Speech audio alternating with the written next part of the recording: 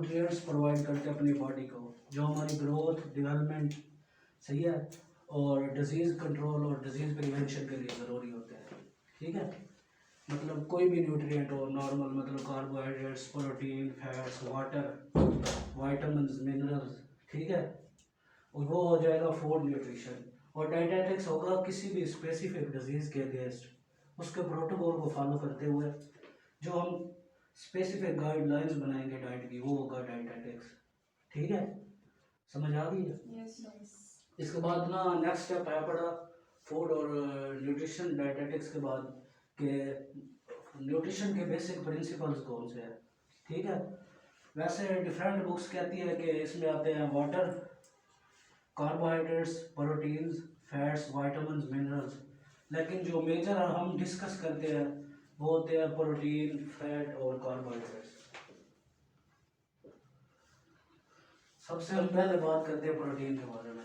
हम सब ने ये मतलब शुरू से एफएससी से ही पढ़ते आ रहे हैं कि प्रोटीन का हमारी बॉडी में ये रोल है, यहाँ यहाँ यूज़ होती है, ये फंक्शन होते हैं। ठीक है, ये सबको पता है, सब जानते हैं। ठीक है, हम बात करेंगे थोड़ी सी डिफरेंट इसके बारे में। आपको पता है कि प्रोटीन में दो मेन कंपोनेंट्स होते हैं, एसेंशियल अमीनो एसिड से मिलकर प्रोटीन बनी होती है ना, एसेंशियल और नॉन एसेंशियल दो होते हैं। एसेंशियल क्या होंगे? जो हमारी जरूरी लेने चाहिए, एसेंशियल नहीं करती और वो हमें बाहर से लेना पड़ता है। एसेंशियल वो होते हैं जो हम डाइट के थ्रू लेते हैं, और नॉन एसेंशियल वो होते हैं जो हमारी बॉडी प्रिपेयर कर रही होती है। जो एसेंशियल होते हैं वो 9 है बड़े, और जो नॉन एसेंशियल है वो 11 है। वैसे जो करंट जो बुक्स है या करंट लिटरेचर वो ये कहता है कि 22 अमीनो एसिड्स है। वैसे जो हम मतलब अभी दो नए डिस्कवर हो गया, एक विटामिन एच है और एक और है विटामिन, लेकिन बेसिकली टोटल 20 है। ठीक है, तो हम इसको अप्रोक्सीमेटली कर लेते हैं 20 से 22 है। ठीक है, और नॉन एसेंशियल का क्या रोल होगा हमारी बॉडी में? एसेंशियल अमीनो एसिड्स वो होंगे जो हमारी बॉडी का मेन फंक्शनिंग परफॉर्म कर रहे होंगे, और जैसे मसल डेवलपमेंट, ग्रोथ, सही है, रिप्रोडक्शन में हेल्प कर रहे होंगे। और जो नॉन एसेंशियल है ये हमारी बॉडी में डिफरेंट मेटाबोलाइट्स, डिफरेंट प्रोसेस को रेगुलेट करने में हेल्प कर रहे होते हैं। ठीक है, उसके बाद जब हम प्रोटीन की बात करते हैं तो दो तरह की प्रोटीन हमारे जहन में आती है। एक होती है प्लांट बेस्ड और एक होती है एनिमल बेस्ड। कौन सी बेटर है, प्लांट बेस्ड या एनिमल? कैसे? इसकी बायोअवेलेबिलिटी ज़्यादा है।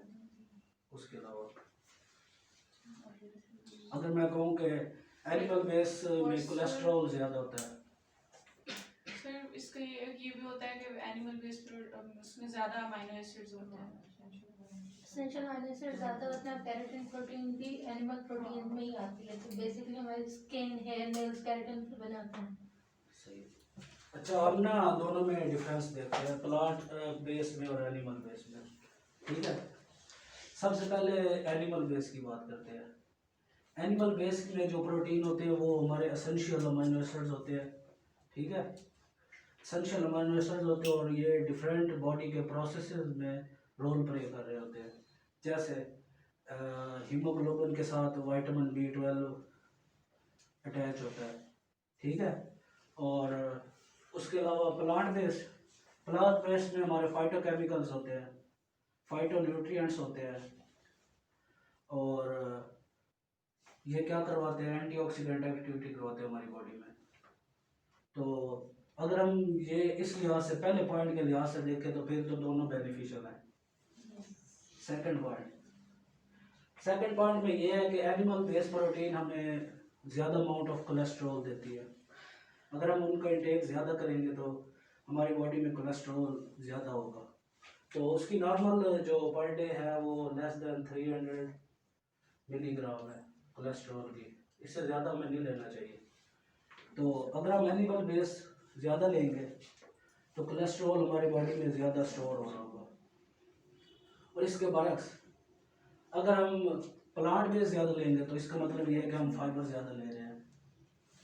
फाइबर ज़्यादा ले रहे हैं तो उसके क्या बेनिफिट होंगे वो कोलेस्ट्रॉल वाली लेवल बहुत मूवमेंट इंक्रीज हो जाएगी। ठीक हो गया। तो मेरे कहने का मकसद ये था कि ना दोनों हमारे लिए इक्वल इम्पोर्टेंट है, ठीक है। और अगर हम दोनों में बैलेंस रखेंगे तो हमारे लिए बहुत ज़्यादा फ़ायदेमंद होंगे और मतलब किसी भी डिजीज़ बर्डन को कम करने के लिए बेनिफिशियल होंगे। तो एनिमल बेस और प्लांट बेस में दोनों ही हमारे लिए इक्वल इम्पोर्टेंट रखते हैं, ठीक है। उसके बाद एक और इम्पोर्टेंट बात यह है कि जो एनिमल बेस्ड प्रोटीन है उनमें वेस्ट ज़्यादा होता है और एसेंशियल अमीनो एसिड कम होते हैं, और जो एनिमल है उसमें एसेंशियल अमीनो एसिड ज़्यादा होती हैं और वेस्ट कम होता है।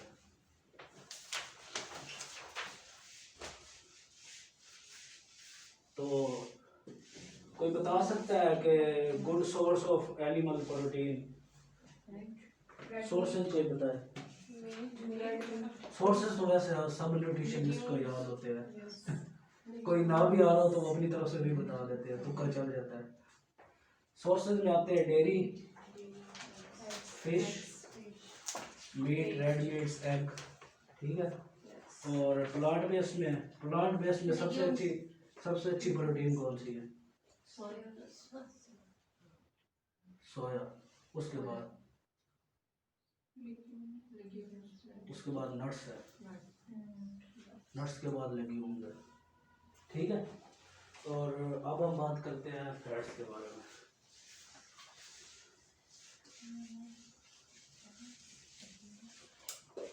अच्छा, आपने अक्सर डाइट प्लानिंग में पढ़ा होगा कि ना फैट कम दो, फैट कम दो, फैट कम दो।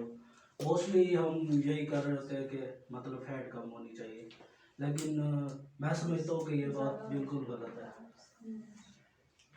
हम ना फैट को कम करने के चक्करों में ना कार्ब्स ज़्यादा ले रहे होते हैं, ऐसे ही है। आपने डेली रूटीन में भी देखा होगा, तो उसका क्या साइड इफेक्ट होता है? कार्ब भी तो फैटी एसिड की सिंथेसिस करवाते हैं ना, एक्सेस कार्ब फैटी एसिड की सिंथेसिस करवाते हैं। बजाय इस फैट्स के वो वाले जो कार्ब से फैटी एसिड की सिंथेसिस होती है वो ज़्यादा स्टोर हो रहे होते हैं हमारी बॉडी में बनिस्बत इन फैट्स के। तो हम फैट्स के बारे में पहले बात कर लेते हैं। फैट्स में कौन कौन सी चीज़ें आती हैं? सबसे पहले आते हैं सैचुरेटेड फैटी एसिड, फिर आते हैं मोनो,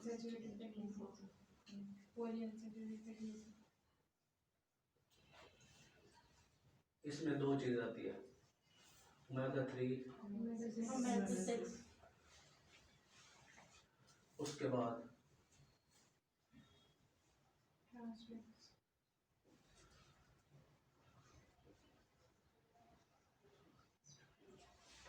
ये इन सब चीज़ों में जो टोटल हमें कितनी फैट लेनी चाहिए? 25 से 35%, यही है ना रिक्वायरमेंट। तो इन सब चीज़ों को अगर हम मैनेज करके चलेंगे ना, कोई भी डाइट प्लान बनाएंगे, अगर हम इन सब चीज़ों को मैनेज करके चलेंगे ना तो फैट से कभी भी कोई इशू नहीं आता। फैट इश्यूज बहुत कम करती है। तो सैचुरेटेड फैटी एसिड हमें कितने लेनी चाहिए daily? Less than 10%। Offer 20 to 25%। और ऑफर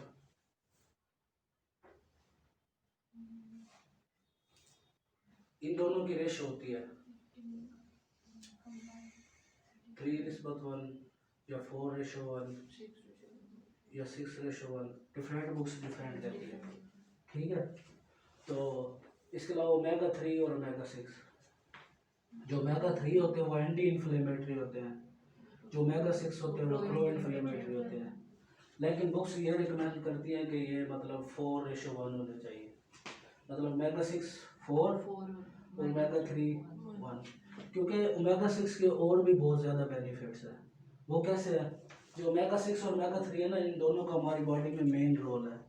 ऑक्सीडेटिव स्ट्रेस से हमें बचाते हैं, ठीक है। जितने भी हमारे सबस्ट्रेट्स हैं वो फ्री रेडिकल्स प्रोड्यूस कर रहे होते हैं, सही है। वो जैसे ही इकट्ठे होते रहते हैं लिपिड पूल बन जाता है हमारी बॉडी में, तो ये हमें ऑक्सीडेटिव स्ट्रेस से बचाते हैं, ठीक है। ये दोनों हेल्पफुल रोल प्ले करते हैं EPA और DHA की सिंथेसिस में हमारी बॉडी में। ये दोनों हमारे लिए एसेंशियल फैटी एसिड है। सर ये 4:1 आपने लिखा है, 4 किसका है? ओमेगा 6 का, ठीक है। उसके बाद trans fat less than 1% recommend की जाती है, और कोलेस्ट्रॉल लेस देन 300। ये एक जनरल बंदे के लिए रिक्वायरमेंट्स है। फिर अगर हम अभी इनकी डिटेल में बात करें तो ये बहुत लेंथी टॉपिक है, तो हम हर डिजीज़ के अगेंस्ट इस पूरे पोर्शन के बारे में बात करेंगे। सिर्फ अभी इसके लिए शॉर्ट जो हमारे लिए प्रैक्टिकल टर्म है, जो हमारे लिए प्रैक्टिकली यूज़ होगा, वो ये चीज़ें हैं, ठीक है। उसके बाद हम बात करते हैं कार्ब्स के बारे में।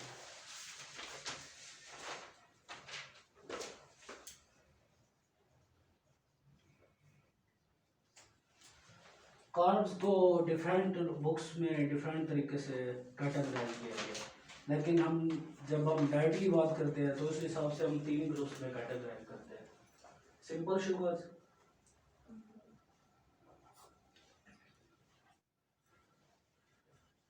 कॉम्प्लेक्स शुगर्स,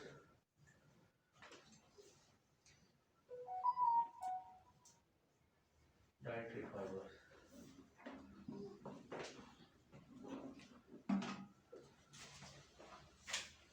सिंपल शुगर्स में कौन सी चीज़ आएगी? Glucose, fructose. सिंपल शुगर में हमारे पास 2 चीज़ें आती हैं, मोनोसैकेराइड्स और डाइसैकेराइड्स, दोनों आते हैं। और कॉम्प्लेक्स में हमारे पास पोली आते हैं, और डाइटरी फाइबर वो भी पॉलीसैकेराइड्स ही है, ठीक है। इनको अलग कैटेगराइज इसलिए किया गया है क्योंकि ये इसको हम सॉल्युबिलिटी की बेस पे कैटेगराइज कर रहे होते हैं, और ये डायरेक्ट ग्लूकोज में कन्वर्ट हो रहे होते हैं, ऐसे ही है।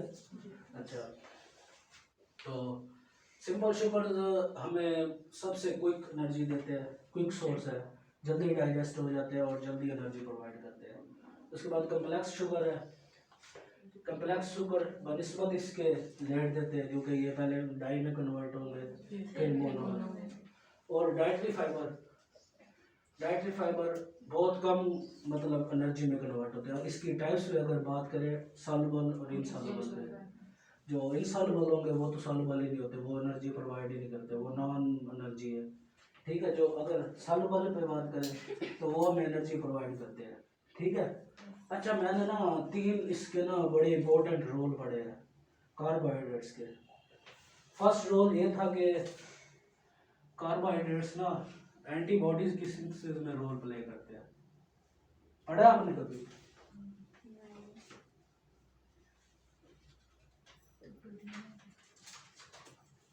एंटीबॉडी सिंथेसिस या एक्टिवेशन,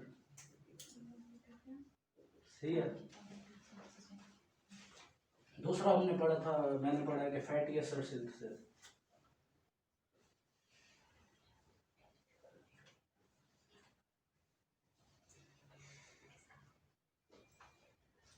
तीसरा मैंने पढ़ा है कि प्रोटीन सिंथेसिस।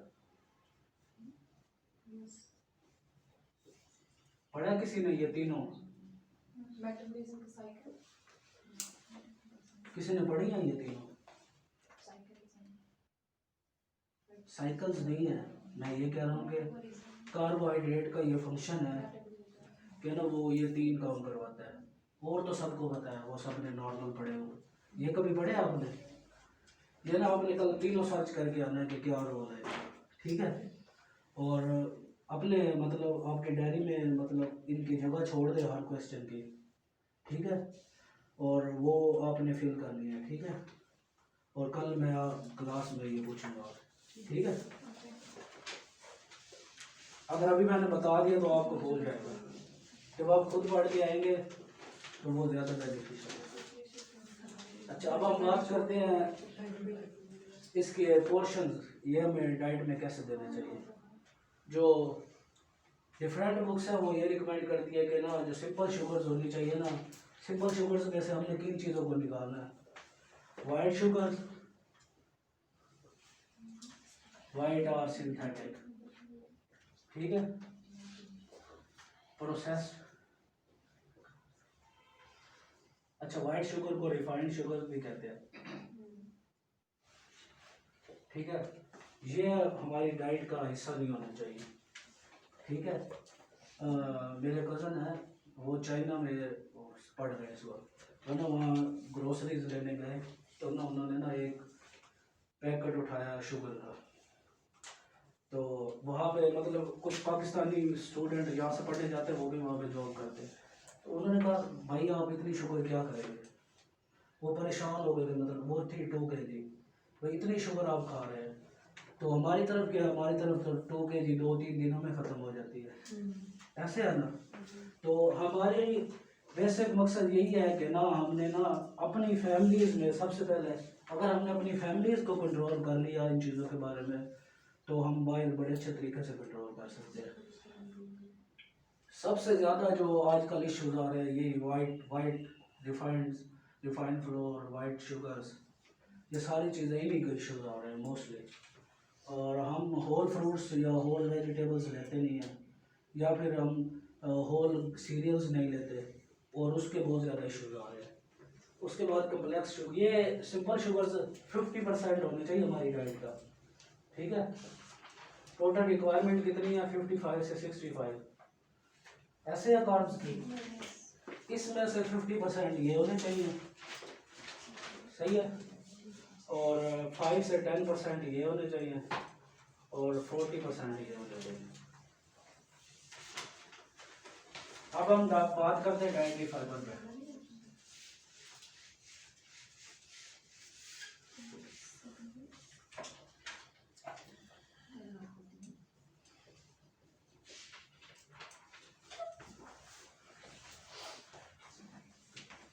डाइटरी फाइबर 2 तरह के होते हैं, एक होते हैं सॉल्युबल, एक होते हैं इनसॉल्युबल। सॉल्युबल वो होंगे जिन पे हमारे डाइजेस्टिव एंजाइम एक्ट करें, जिनकी हमारी ड्यूरिंग डाइजेशन ब्रेक डाउन हो, ठीक है। और हमारे डाइजेस्टिव एंजाइम में गैस्ट्रिक एंजाइम आ जाते हैं, वो इन पे एक्ट करें, इसकी ब्रेक डाउन करें, वो हो जाएंगे सॉल्युबल। और इनसॉल्युबल वो होंगे वो हमारे रेजिस्टेंट हो, पूरी जीआईटी ट्रैक में रेजिस्टेंट हो, ठीक है। मोस्टली ये जो इनसॉल्युबल होते हैं ये प्रीबायोटिक्स और प्रोबायोटिक्स के तौर पे यूज़ होते हैं, मतलब प्रोबायोटिक्स की फूड के तौर पे यूज़ होते हैं, और ये डाइटरी जो इनसॉल्युबल होते हैं उनको हमको प्रीबायोटिक्स कहते हैं। कभी पढ़ा आपने प्रीबायोटिक्स और प्रोबायोटिक्स के बारे में? तो सॉल्युबल और इनसॉल्युबल दोनों का इक्वल रोल है हमारी बॉडी में, दोनों हमारे लिए बहुत ज़्यादा बेनिफिशियल है, ठीक है। आपने कल ये सर्च करके आना है कि सॉल्युबल और इनसॉल्युबल किस तरह हमारी बॉडी के लिए हेल्पफुल है, दोनों अलग अलग, सही है। और इनके ड्रॉबैक्स भी हैं, वो भी देखने हैं, मतलब हार्मफुल इफेक्ट्स भी हैं हमारी बॉडी पे अगर हम इन्हें मतलब नॉर्मल से ज़्यादा लें, ठीक है, वो भी देखने हैं आपने।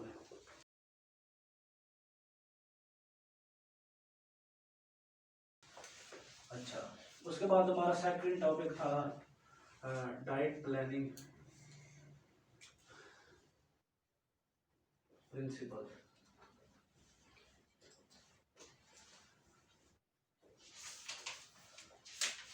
अच्छा, हमारे न्यूट्रिशनिस्ट का एक बहुत बड़ा ड्रॉबैक है कि हमें ना किसी भी न्यूट्रिएंट के मेटाबॉलिज्म का मोस्टली को नहीं पता होता।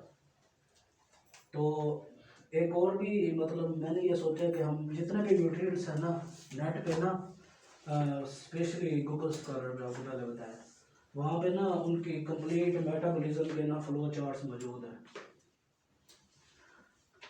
और डिफरेंट बुक्स में जैसे हमें यूनिवर्सिटी में पढ़ाई गई है मील प्लानिंग प्रिंसिपल, या उसके अलावा न्यूट्रिशन एंड डायटेटिक्स, उसमें भी उसके फ्लो चार्ट मौजूद है। वो वाले सारे फ्लो चार्ट आपने ना इकट्ठे करके रखने हैं सब ने। हम आपको एंड में एक बुक देंगे, आपने ना उसमें लगाने, और आपने उनको देखना भी है कि कहाँ पे क्या हो रहा है, ठीक है। तो कितने क्वेश्चन आज मैंने आपको दिए हैं? 3 हो गए क्वेश्चन, ठीक है। ये आपने कार्बोहाइड्रेट्स, प्रोटीन और फैट का मेटाबॉलिज्म, उसका फ्लो चार्ट लेके आना, ठीक है। या कोई भी स्क्रीनशॉट लेके ग्रुप में शेयर कर दे या मैं कर दूंगा, ठीक है। क्वेश्चन पहला क्वेश्चन था कार्बोहाइड्रेट रोल प्ले करते हैं प्रोटीन सिंथेसिस, एंटीबॉडीज, और लिक्विड फैटी एसिड या लिक्विड, ठीक है। दूसरा क्वेश्चन क्या था? insoluble Soluble solids, solids, rapid products or effects. हाँ, और तीसरा ये मेटाबॉलिज्म का फ्लो चार्ट, प्रोटीन फैट्स और कार्ब्स का, ठीक हो गया। अच्छा, ये ना बहुत मतलब एक न्यूट्रिशनिस्ट की लाइफ में ये बहुत इंपॉर्टेंट टॉपिक है, डाइट प्लानिंग प्रिंसिपल्स, ठीक है। डाइट प्लानिंग में हमारे पास आता है एक स्पेसिफिक मील बनाना एक स्पेसिफिक पर्सन के लिए, ठीक है, अकॉर्डिंग को उसकी बॉडी वेट्स, उसकी हाइट्स, सही है, तो उसको कहते हैं हम डाइट प्लानिंग या मील प्लानिंग, ठीक है। इसके 7 प्रिंसिपल्स हैं। सबसे पहले आता है एडिक्वेसी,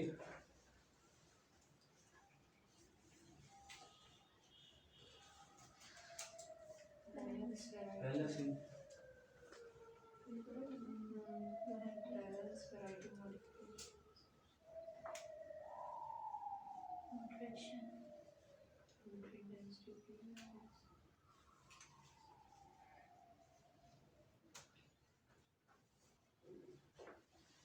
एक मिस हो गया, बताओ कौन सा है?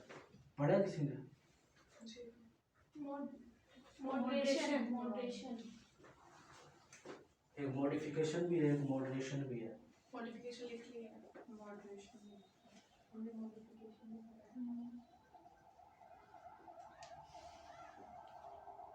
अच्छा, एडिक्वेसी, जब आप एडिक्वेसी के बारे में बात करते हैं तो आपके माइंड में क्या आता है? एडिक्वेसी क्या कोई है? ऐसी डाइट हो जिसमें एडिक्वेट अमाउंट में सारे न्यूट्रिएंट्स ठीक हो गया। एडुकेट अमाउंट, अच्छा, बैलेंसिंग, मतलब कि Balance इक्वल अमाउंट में जितने हमारी रिक्वायरमेंट हो उसी के अकॉर्डिंग बैलेंस हो।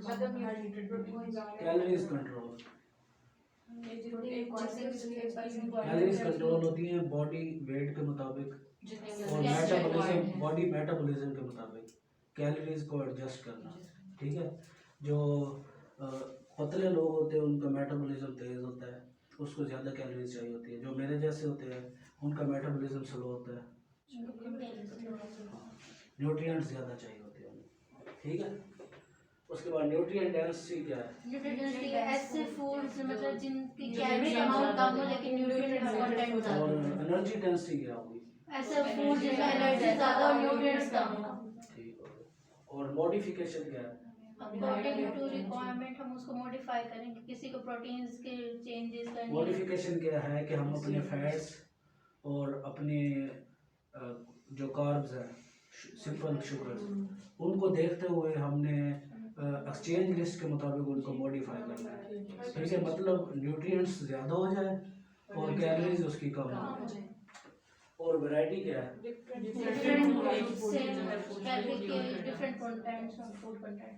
वैरायटी है कि जितने भी, कल मैंने आपको फूड ग्रुप्स पढ़ाए थे, जितने भी फूड ग्रुप्स है, हर फूड ग्रुप्स में से जो उसकी रिक्वायर्ड सर्विंग्स है वो देनी है। और मॉडरेशन क्या है? Moderate amount में करो। ठीक ना है, कि बहुत कम ना बहुत ज्यादा, मॉडरेट अमाउंट हो। सही है। तो क्या फर्क है बैलेंस में? क्या फर्क है? किसमें मॉडरेशन और बैलेंस में क्या फर्क है? बैलेंस होगा कि ना जो हमारे न्यूट्रिएंट जा रहे हैं और हमारी बॉडी को कितने रिक्वायर्ड है, ठीक है, उनके दरमियान बैलेंस होना चाहिए, ना एक्सेस होने चाहिए ना कम होने चाहिए। मॉडरेशन है कि ना मतलब एक बंदा डाइट ले रहा है, ठीक है, उसमें कार्ब ज़्यादा है, प्रोटीन कम है, तो हमने उनको मॉडरेशन करना है कि मतलब उसकी रिक्वायरमेंट के मुताबिक तमाम जो न्यूट्रिएंट्स है इक्वल है, ठीक है, वो मॉडरेशन होगा। और बैलेंसिंग मॉडरेशन हो गया। एडिक्वेसी, फिर आप कहेंगे एडिक्वेसी क्या है? एडिक्वेसी है कि एडिक्वेट अमाउंट में जो हमें RDA के जरिए डिफाइन है वो देना, ठीक है। क्वेश्चन क्लियर हो गया? अच्छा, किसी ने डाइट प्लान बनाया है आप में से? कौन बना रहे थे डाइट प्लान? जी, बना लेते हैं, ये नहीं पता कितने सही है। अच्छा, कल ने आपने ना 500 कैलोरीज का ना, मैं आपको एक केस लास्ट में बताऊंगा, आपने मुझे याद करवाना है। उस बच्चे के लिए आपने ना डाइट प्लान बना के लाना है। सर हमने पेडियाट्रिक नहीं सीखा। क्या? 500 कैसे बनाए? 500 तो बहुत कम है बच्चों के लिए ना। तो आपसे मैं 2000 बनाऊँ पहले दिन, 500 का बनाना आएगा तो फिर आपको ज़्यादा बनाना आएगा ना। ठीक है। आपने ना अपने माइंड के हिसाब से, मैंने ये चेक करना है सिर्फ कि ना मतलब आपको कितना मॉडिफाई करने की ज़रूरत है, ठीक है, उसके अकॉर्डिंग फिर हम चलेंगे। आपने सिर्फ और सिर्फ अपने माइंड के हिसाब से 500 कैलोरीज का डाइट प्लान बना के आना, किसी न किसी को कॉपी नहीं करना, ठीक है। इस तरह आप ज़्यादा सीखोगे। अच्छा, मैंने ना अक्सर डाइट प्लान में मतलब मैं ऑनलाइन मेरे काफ़ी क्लाइंट्स हैं ऑनलाइन, तो ना मैं काम कर रहा हूँ in bone error of metabolism पे। तो ना मेरे क्लाइंट्स लाहौर से भी डाइट प्लान लेके आए हैं, फैसलाबाद से भी, कराची आगा खान से भी, ठीक है। मैं उनके डाइट प्लान देखता हूँ तो ये जो प्रिंसिपल्स है ना अक्सर में वो फॉलो नहीं करते, ठीक है। बहुत ज़्यादा मतलब वैरायटी नहीं होती उसमें, ठीक है, एक ही चीज़ दिए जा रहे होते हैं डेली। तो मैं अपने क्लाइंट्स को मोस्टली ना मतलब कभी मैंने 1 डे का डाइट प्लान नहीं बना के दिया। जो मेरे ऑनलाइन क्लाइंट्स हैं मैं 7 डेज़ का बना के देता हूँ, फिर उसके बाद अगले 7 डेज़ का, फिर अगले, ताकि वैरायटी भी रहे और सारी चीज़ें जो जो हमने उनको देनी है, न्यूट्रिएंट्स, वाइटामिन, मिनरल्स, वो भी प्रॉपर उसकी बॉडी में जाते हैं, ठीक है। तो आपने भी इन 7 प्रिंसिपल्स को फॉलो करना है, ठीक है। इन प्रिंसिपल्स को फॉलो करते हुए आपने ना डाइट प्लान बनाना है। ये आपने लाजमी मतलब प्रिंसिपल्स को ज़रूर फॉलो करना है। और मैं जितने भी आपको डाइट प्लान बनवाऊंगा मैं भी इन प्रिंसिपल को फॉलो करते हुए बनाऊंगा, ठीक है। हमने 1 डे का बनाना होगा या 1 वीक? आपने सिर्फ 1 डे का बनाना है 500 कैलोरीज का, ठीक है। वो केस मैं आपको ना एंड में बताऊंगा, आपने मुझे याद करवाना।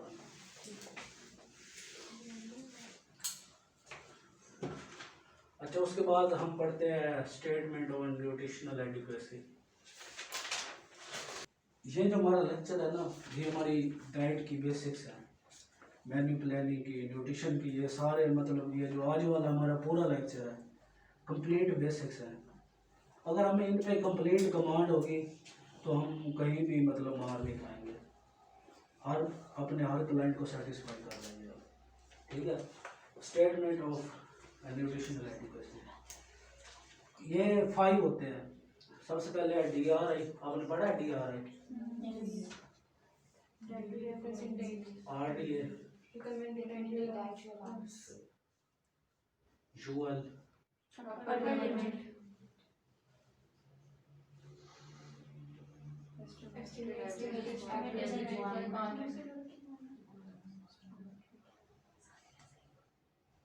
और क्या Adequate. AI, ठीक है। इनमें सबसे बेस्ट कौन सा है, कैसे? क्योंकि इसमें पॉपुलेशन ज़्यादा Population के according 95 to 98% कवर्ड होती है। अच्छा, और फिर ER क्या होगा? अगर ये आप कहते हैं कि ये मतलब सबसे बेस्ट है, सो इसमें 50% पॉपुलेशन कवर्ड होती है। ये एस्टिमेटेड है सर, वो तो पॉपुलेशन से डाटा कलेक्ट होता है, बट इसमें 50% पॉपुलेशन और फिर DRI क्या होगा? Daily reference dietary reference. अच्छा, डाइटरी रेफरेंस इंटेक और RDA में ये डिफरेंस है कि ना जो DRI है वो ना किसी भी डिजीज़ के हिसाब से जो न्यूट्रिएंट्स चाहिए होते हैं उनको नहीं काउंट करता। DRI सही है, किसी भी स्पेसिफिक डिजीज़ के अगेंस्ट स्पेसिफिक न्यूट्रिएंट्स को ये काउंट नहीं करता, ठीक है। और RDA क्या करता है, RDA में हमारे डिजीज़ स्पेसिफिक न्यूट्रिएंट्स भी आ जाते हैं, ठीक है, और तमाम की जो रिकमेंडेड डाइटरी अलाउंस है वो भी आ जाता है, रिकमेंडेड अमाउंट, ठीक है। और UL क्या है, अपर इंटेक लेवल, ठीक है। ये क्या होता है, ये मैक्सिमम एक स्पेसिफिक या डिफरेंट न्यूट्रिएंट्स का इंटेक अगर हम उससे ज़्यादा अमाउंट में लें तो वो हमारी बॉडी के लिए हार्मफुल होगा, ठीक है। तो ये हो जाएगा UL। ER क्या होगा, ER और RDA सेम है लेकिन वो मतलब 95% पॉपुलेशन को काउंट करते हैं, ये 50% को। AI क्या है, AI हम उस वक्त यूज करते हैं RDA के अगेंस्ट, सही है। मतलब एक स्पेसिफिक न्यूट्रिएंट है हमारे पास, फॉर एग्जांपल हम लगा लें सोडियम को, सोडियम की रिक्वायरमेंट कितनी है? आपको पता है एक स्पून ऑफ सॉल्ट में कितने सोडियम होता है? पढ़ा कभी कल आपने? 1 स्पून ऑफ सॉल्ट में कितने ग्राम सोडियम होता है? कल आपने ये भी देख के आना, ठीक है। स्पून टेबल स्पून ठीक है, स्पून निकालो।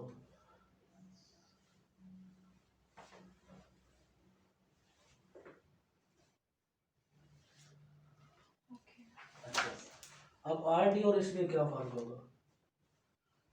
जो हाइपरटेंशन के पेशेंट होते हैं, हम कहते हैं कि उनको ना जो सोडियम है ना वो 1500 से भी कम देना चाहिए, ऐसे कहते हैं ना। तो जो एडिक्वेट इनटेक है ना वो है पड़ा कि भाई किसी भी न्यूट्रिएंट्स की डिफाइंड अमाउंट सही है, उससे ज़्यादा ना हो किसी भी स्पेसिफिक डिजीज़ के लिए, वो होगा एडिक्वेट इनटेक, ठीक है। जब आरडीए यूज़ हो रहा हो तो किसी भी चीज़ का अगर हमारे पास एडिक्वेसी ना हो तो हम एडिक्वेट इनटेक उसके साथ ऐड कर लेते हैं, ठीक है।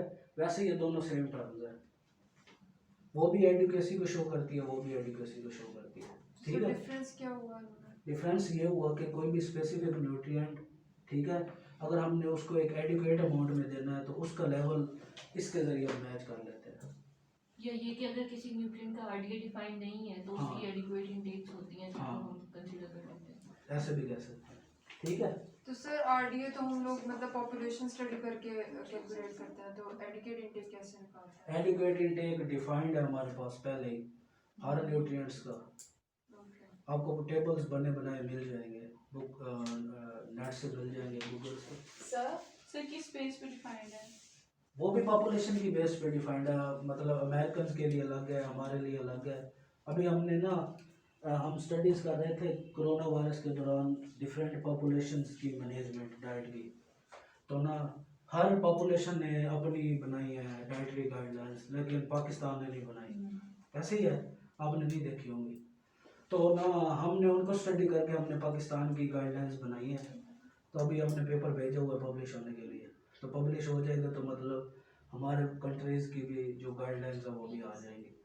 तो कहने का मकसद ये है कि ना जो अमेरिकन हैं, जो दूसरे कंट्रीज़ हैं, उन्होंने अपनी पॉपुलेशन को स्टडी करके, हम मोस्टली उनको ही यूज़ कर रहे हैं। सर हम जितने मतलब 5th सेमेस्टर में हम अमेरिकन या कैनेडियन बुक्स ही पढ़ते आ रहे हैं। हाँ यही है, हम उनके डाइटरी पैटर्न्स, उनकी गाइडलाइंस सब कुछ उनका ही पढ़ रहे हैं, हमारा अपना कोई नहीं है। सर जिन स्टूडेंट्स की शिफ्ट थी उन्होंने इधर आना था कि हॉस्पिटल जाना था? नहीं, उन्होंने इधर ही आना सकता।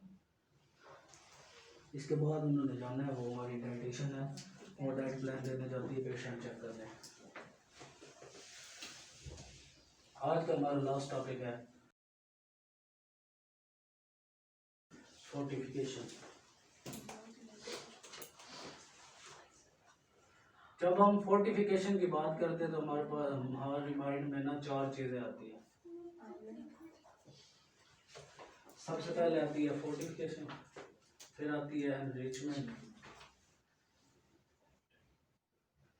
फिर आती है सप्लीमेंटेशन,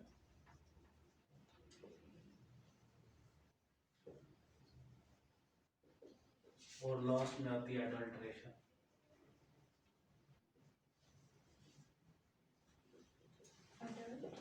एडल्ट्रेशन। अच्छा, कोई बता सकता है फोर्टिफिकेशन और एनरिचमेंट में क्या डिफरेंस है? फोर्टिफिकेशन वो होती है जिसमें स्पेसिफिक न्यूट्रिएंट को इंट्रोड्यूस कराते हैं प्रोडक्ट में, जो वो नहीं packages होता। और और एनरिचमेंट होती है कि वो न्यूट्रिएंट जो है वो उसमें पहले से एनरिच्ड है और हमने और ऐड करके उसका वैल्यू और इंक्रीज कर दिया। अच्छा, फोर्टिफिकेशन यही है जो आपने बताया। एनरिचमेंट होता है बाज़ दफ़ा हैंडलिंग के दौरान, प्रिपरेशन के दौरान या कुकिंग के दौरान न्यूट्रिएंट लॉस हो जाते हैं या उनकी बायो अवेलेबिलिटी कम हो जाती है, ठीक है, दोबारा ऐड कर ये भी उसी में आता है, ठीक है। तो ये आ जाएगा एनरिचमेंट में, ठीक है। या एक न्यूट्रिएंट कम मिकदार में है तो हमने और ऐड करना है अमाउंट ताकि, को इंक्रीज करना। हाँ ठीक है। अच्छा, मार्केट में फोर्टिफाइड फ्लोर भी मौजूद है आजकल, तो वो वेजिटेबल्स का फ्लोर भी मार्केट में, मैंने कल CSD पे देखा था, वो मतलब कैरेट्स का फ्लोर, और वो डिफरेंट पैकेज में आया हुआ था, मतलब बहुत ज़्यादा लोग तरक्की कर गए हैं। तो हम अभी यही सोच रहे हैं मतलब फोर्टिफिकेशन कैसे करनी है। तो एज अ न्यूट्रिशनिस्ट हमें ऐसी रेसिपीज डेली बेस पे, मतलब हमारे पास एक ऐसी बुक हो, एक ऐसी गाइड हो जिसमें हम डेली ऐसी रेसिपीज बनाएं अपने माइंड से, और बल्कि खुद पहले पका के टेस्ट करें। अब तो गर्ल्स है, हम बॉयज़ हम हॉस्टल में कुकिंग खुद करते हैं, हमारे हॉस्टल में चूल्हा नहीं है, हमने खुद लिया हुआ है, हमारे हॉस्टल में दो चूल्हे हैं। अलाउ ही नहीं किया हुआ है। अच्छा, एडल्ट्रेशन और सप्लीमेंटेशन क्या होगी? सप्लीमेंट फूड्स के अलावा एज अ सप्लीमेंट प्रोटीन उनके फूड फॉर्म में नहीं लेते हैं, डायरेक्ट लेते हैं। सप्लीमेंटेशन बाल सप्लीमेंटेशन में आती है सिंथेटिक्स थी, सिंथेटिक ठीक है, और नेचुरल के साथ सिंथेटिक को भी मिला सकते हैं या सिर्फ सिंथेटिक। सिर्फ सिंथेटिक और एडल्ट्रेशन क्या होती है? तो खराब होना, मतलब उसमें एडल्ट्रेशन होती है बेईमानी करना, नोइंगली जानबूझकर जान तो मतलब अगर आप मिर्च बना रहे हैं तो वो ईट का पाउडर पाउडर मिक्स करते हैं। मिक्स कर देना, ठीक है। हाँ, ठीक हो गया। दूध में पानी मिलाने से क्या होगा? वो एडल्ट्रेशन तो नहीं आएगी, वो हार्मफुल तो नहीं होगा, प्रोटीन कम हो जाएगी उसकी। अच्छा, ये हमारे ना आज के टोटल लेक्चर से, ठीक है। वो मैंने आपको एक केस देना था, जी सर। सही है। एक चाइल्ड है, उसकी एज है बड़ी, देखिए 5 मंथ्स और 25 डेज, ठीक है। हमने ना उसका कम्प्लीमेंट्री फीडिंग स्टार्ट करवानी है, वीनिंग सबसे पहले होती है। वीनिंग और कम्प्लीमेंट्री फीडिंग में डिफरेंस पता है क्या है? डिफरेंस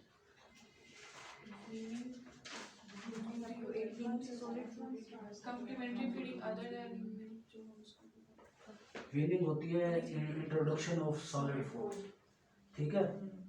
और इसका ना WHO का एक अलग प्रोटोकॉल है वीनिंग। ये हम जब पढ़ेंगे ना प्रेग्नेंट मदर्स और लैक्टेटिंग, तो उसमें ये आएगा, ठीक है। WHO का वीनिंग का एक स्पेसिफिक प्रोटोकॉल है, मैं आपको ग्रुप में भी आज शेयर कर दूंगा। हम चिल्ड्रन हॉस्पिटल में उसी प्रोटोकॉल को फॉलो कर रहे हैं, ठीक है। और कम्प्लीमेंट्री फीडिंग, अच्छा एक बड़ा डिफरेंस है दोनों में, वीनिंग और कम्प्लीमेंट्री में। वीनिंग में हम क्या करते हैं, हम ना वीकली बेसिस पे कोई भी सॉलिड फूड उनको इंट्रोड्यूस करवाते हैं, ठीक है, वीकली बेसिस पे। मतलब आज हमने दिया उनको योगर्ट, तो एक वीक पूरा हमने उनको योगर्ट देनी है, ठीक है। फिर नेक्स्ट वीक हमने दिया बनाना, तो पूरा वीक उनको बनाना देना है। फिर हमने नेक्स्ट वीक दिया राइस, तो पूरा वीक उनको राइस देना है। अच्छा, इसका फ़ायदा क्या होगा हमें? टेस्ट डेवलपमेंट वो भी पता लग जाती है। सबसे इम्पोर्टेंट इसका जो बेनिफिट है वो ये है कि जो आजकल बच्चों में बहुत ज़्यादा फूड बॉर्न एलर्जीज है, ठीक है, तो वो हमें आसानी से उनका पता चल जाएगा। अगर किसी भी फूड के अगेंस्ट उनको एलर्जी है तो साफ ज़ाहिर उसको वॉमिटिंग होगी, उसके साइन शो होंगे, ठीक है, या डायरी हो जाएगा, तो हमें पता चल जाएगा। अच्छा, इनबोर्न एरर ऑफ मेटाबॉलिज्म मैं हर टॉपिक के साथ रिलेट करूँगा, ठीक है। वो मैं इसलिए करूँगा कि ना हमारी कम्युनिटी को, ख़ास तौर पे लोअर पंजाब को, इसका बिल्कुल भी अंदाज़ा नहीं है। मैं लाहौर में था तो OPD में मैं हमारी बुध को OPD होती थी, तकरीबन 70 पेशेंट्स एक दिन में, मतलब मैंने 2 मंथ किया ना, तो हर वेडनेसडे को हमारी OPD होती थी। OPD में 70 पेशेंट्स, हम मिनिमम 70 पेशेंट हम चेक करते थे। उसमें ज़्यादातर होते थे सीलिएक के, सीलिएक बहुत ज़्यादा लाहौर में प्रीवलेंट है। उसके बाद आ जाते थे एरर्स, ठीक है। एरर्स का तो हमारी मतलब इसमें टॉपिक नहीं है, ठीक है, ये लेकिन इसको पढ़ना बहुत इंपॉर्टेंट है। हम अगर टाइम बच गया तो इसको पढ़ेंगे। और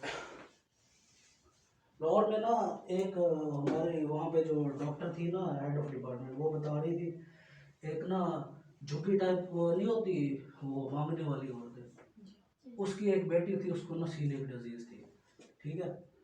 तो ना वो जो हमारी डाइटिशियन थी वहाँ पे मैडम हमारा, तो ना वो उनको रेसिपीज़ बना के देती थी, मतलब आपने अपनी बेटी को ये खिलाना, ये खिलाना, आज ये खिलाना, कल ये खिलाना, पूरा प्लान। तो ना उसने ना उन चीज़ों को सीख के ना उस औरत ने ना किसी से ना मतलब ऐसे पैसे मांग के उधार लेके एक बेकरी बनाई। उस बेकरी का नाम है नीमो बेकरी, लाहौर में बड़ी मशहूर बेकरी है नीमो बेकरी। ये उस औरत ने बनाई है, ठीक है। और आपको बताने का मकसद ये है कि मतलब हमसे हमारे क्लाइंट ने कितना कुछ सीख लिया है और हमने अपनी फील्ड से क्या कुछ सीखा है, कभी आपने सोचा है? ये जो लियो बेकरी है ना, आप गूगल पे सर्च करेंगे, कभी आपको मौका मिले तो सर्च करना, तो ना ये पूरी दुनिया में ख़ास तौर पे ये पाकिस्तान के इर्द गिर्द जो कंट्रीज है वहाँ पे भी ये सप्लाई करते हैं। और पाकिस्तान में किसी भी सिटी में आप ना यहाँ से ऑनलाइन ऑर्डर कर सकते हैं। मतलब उनकी ये मतलब एक रेसिपीज़ की बुक थी हमारे पास, रेसिपीज़ की बुक भी चिल्ड्रन हॉस्पिटल लाहौर वालों ने बनाई थी, वो मेरे पास भी पड़ी है।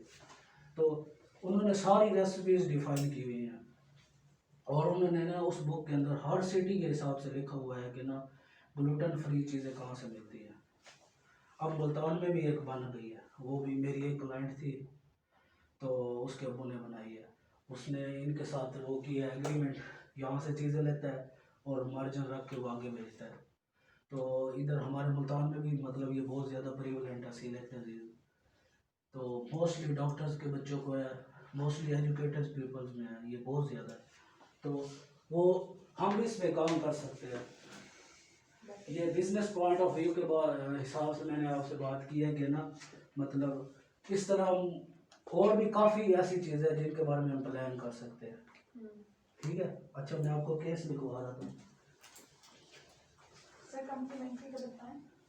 डिफरेंस बता रहे थे। हाँ। कम्प्लीमेंट्री का बताएं। कम्प्लीमेंट्री फीडिंग में आती है एक ही दिन में, सही है, डिफरेंट फूड ग्रुप्स देना, सही है। सॉलिड फूड्स जैसे फॉर एग्जांपल अगर आप खिचड़ी की रेसिपी अगर आप बनाना चाहें तो खिचड़ी की रेसिपी में क्या होगा? चावल चावल और दाल। बस नहीं, ब्लैक पेपर डाल सकते हैं आप, थोड़ा सा अगर आप नमक डाल उसमें सकते हैं। चिकन बॉईल करके हाँ, उसमें उसको छोटे छोटे पीसेस में कट करके डाल वो भी दें, डाल सकते वेजिटेबल को अगर हम हैं, बॉईल करके डाल सकते हैं। ग्राइंड करके डाल दें, बॉईल करके डाल दें, ठीक है। तो ये हो जाएगी हमारी कम्प्लीमेंट्री फीडिंग। मतलब कम्प्लीमेंट्री से मुराद सारे डिफरेंट न्यूट्रिएंट्स और वैरायटी ऑफ फूड्स हम बच्चे को दे रहे हैं, ठीक है। तो हमने उसकी कम्प्लीमेंट्री फीडिंग के बारे में डाइट प्लान बनाना है, ठीक है। मीनिंग तो एक चीज़ आ जाएगी ना, 500 कैलोरीज का कम्प्लीमेंट्री फीडिंग स्टार्ट करवानी है एक बच्चे को, ठीक है। मीनिंग हो गई है और उसकी मम्मा कहती है कि ना मतलब मेरा बच्चा ना दूध के अलावा कुछ नहीं पीता, ठीक है। तो उसको वो स्टार्ट करवानी है कम्प्लीमेंट्री फीडिंग, सही है। अच्छा, उसके लिए काउंसलिंग के आपने स्टेप भी लिख के आने हैं, मतलब उनकी क्या काउंसलिंग करेंगे, पेरेंट्स की। हाँ ठीक है। मतलब मदर्स कहती हैं, फॉर एग्जाम्पल मैं आपको एक क्वेश्चन बता देता हूँ, माँ कहती है कि ना मेरा बच्चा ना दूध के अलावा कुछ नहीं पीता, सही है। अगर कोई भी मैं उसको सॉलिड फूड देती हूँ ना, वो ना बाहर निकाल देता है, वोमिट कर देता है, या फिर उसको खांसी हो जाती है, ठीक है, या फिर रोने लग जाता है। और जब मैं उसको दूध देती हूँ, चाहे मदर फीड चाहे फार्मूला फीड, तो ना वो मतलब खुश होकर पी लेता है और मतलब वो तंग भी नहीं करता, ठीक है। इन मतलब पॉइंट्स को जहन में रखते हुए आपने ना प्लान बना के ना 500 कैलोरी, ठीक है। अच्छा, और आखिर में एक सबसे इम्पोर्टेंट बात, मैंने ना आपके लिए एक असाइनमेंट डिज़ाइन किया है, एक वीक की असाइनमेंट, ठीक है। उसमें क्या है, उसमें ना आपने सबके पास अभी व्हाट्सएप होगी है, मैं ग्रुप में शेयर कर देता हूँ आपको असाइनमेंट, और कल आपको हार्ड फॉर्म इधर भी मिल जाएगी, ठीक है। आज थोड़ा सा प्रिंटर का इशू था,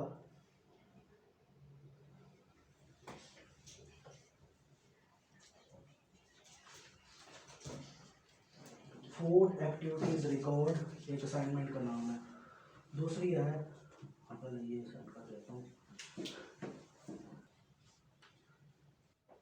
ये मैंने एक असाइनमेंट डिज़ाइन की है और इस असाइनमेंट्स को अगर आप सब लोग इंडिविजुअली तौर पे अपने लिए कंट्रीब्यूट करके बनाएंगे तो इस असाइनमेंट का आपको बहुत ज़्यादा फ़ायदा होगा। अच्छा, फूड एडिटिव्स रिकॉर्ड, इसके अंदर ना आपके लिए इंस्ट्रक्शंस लिखी हुई हैं, ठीक है। टोटल इंस्ट्रक्शंस है कि आपने ना ये कैसे रिकॉर्ड करना है। आपने करना ये है कि जो कल गुजर गया है, ठीक है, सब ने ना ईमानदारी के साथ जो कल सारा दिन खाया है वो इसके अंदर रिकॉर्ड करना है, ठीक है, सही है। और आज को छोड़ के जो कल खाना है, सही है, वो भी रिकॉर्ड करना है, ठीक आज का है। बीच में ब्रेक है। आज का ब्रेक है, ठीक है।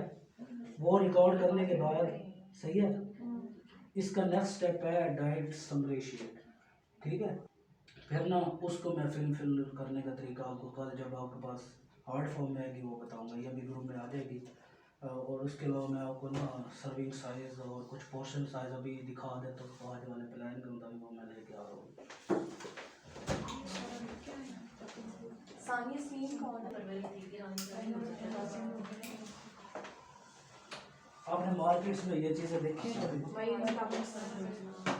ये देखे हैं कभी मार्केट में? ये देखे हैं किसी के घर में? किसी ने तो आप प्रैक्टिस नहीं करा। अच्छा, मेरी एक क्लाइंट थी इस्लामाबाद से, तो ना फर्स्ट टाइम ना उन्होंने मुझे बताया कि ना मेरी मम्मा ना मार्केट से ये चीज़ें लाई हैं, और ना मैं उनको फॉलो कर, मतलब मैं जो भी डाइट प्लान बनाता हूँ ना मैं उनको बताता हूँ कि ये इतने ग्राम लेना, ठीक है, ग्राम एज के हिसाब से। तो ना वो ग्राम कैलकुलेट इनके ज़रिए करती थी। ये हमारे लिए बहुत ज़्यादा ज़रूरी है, ये हर डाइटिशियन के पास ये वाली चीज़ है।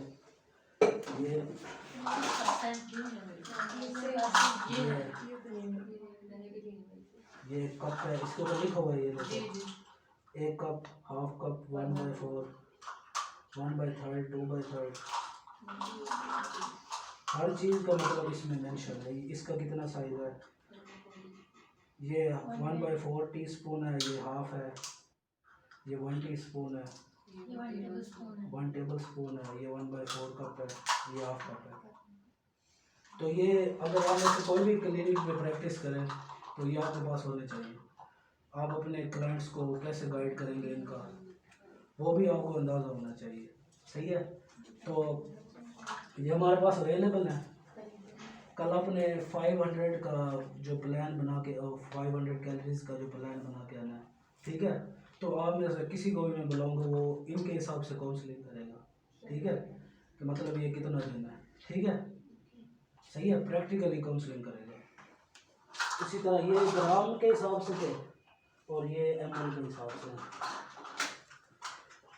बाकी इलियास भाई आपको डिटेल से पढ़ाएंगे पोर्शन साइज और सर्विंग साइज, ठीक है। मैंने आपको जर्नल बताया और जो डिटेल है कंप्लीट उसकी वो आपको इलियास भाई पढ़ाएंगे। मेरा आज का यही लेक्चर है।